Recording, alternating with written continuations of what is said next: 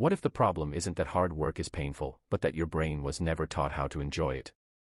Because the truth is, some of the most successful people on earth don't just tolerate hard work, they're addicted to it. Not because they're superhuman, but because they've rewired how effort feels. And once you understand how that works, hard work stops feeling like suffering, and starts feeling like progress. Rule 1: The Progress Loop Principle. Humans don't enjoy effort, we enjoy visible progress. In behavioral psychology, this is tied to the dopamine reward system. Dopamine isn't released when you succeed, it's released when your brain detects movement toward a goal. Consider how video games are designed: constant feedback, small wins, visible advancement. That's why players grind for hours without burnout.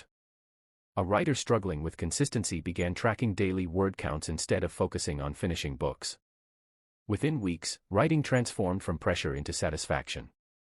Progress signals reduce uncertainty, and uncertainty is what makes effort feel painful. Break your work into measurable units. Don't study for 3 hours, complete 5 specific tasks. Track them visibly. Turn invisible effort into visible wins. Once progress becomes visible, effort feels lighter. But there's a deeper layer: how you interpret the struggle itself.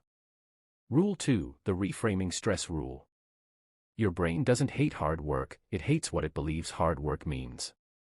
A study from Stanford psychologist Kelly McGonigal found that people who viewed stress as harmful performed worse, while those who saw stress as a sign of growth actually improved under pressure.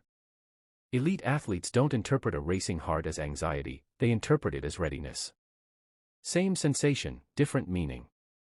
Your interpretation controls your emotional response. If effort equals struggle, you resist it. If effort equals improvement, you lean into it. When work feels difficult, consciously label it: this is my brain adapting. Over time, your mind starts associating discomfort with progress, not pain. Now you're seeing progress, and you're reframing struggle, but there's still one major obstacle: motivation. Rule 3: The Identity Alignment Effect. You don't enjoy what you have to do, you enjoy what reflects who you believe you are. Psychology calls this identity-based behavior. People act consistently with their self-image. Instead of saying "I'm trying to work hard," shift to "I am someone who finishes what I start." That subtle shift increases consistency dramatically. When effort aligns with identity, it stops feeling forced. It becomes natural. Stop focusing on outcomes.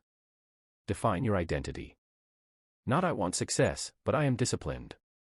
Then act in small ways that confirm that identity daily.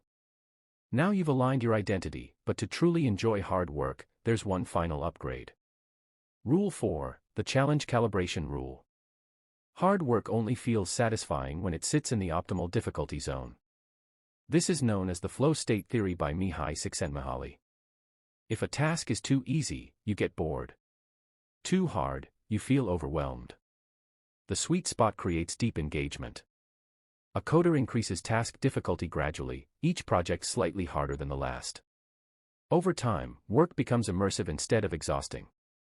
The brain craves challenge, but only when it feels achievable. Adjust your workload. If you're bored, increase difficulty. If overwhelmed, simplify.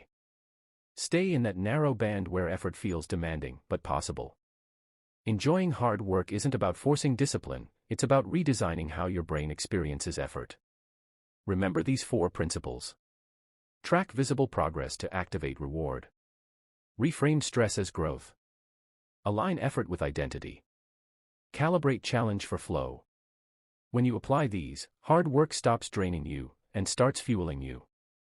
If you found this valuable, like the video, subscribe for more high-level psychological insights, and comment which rule you're going to apply first.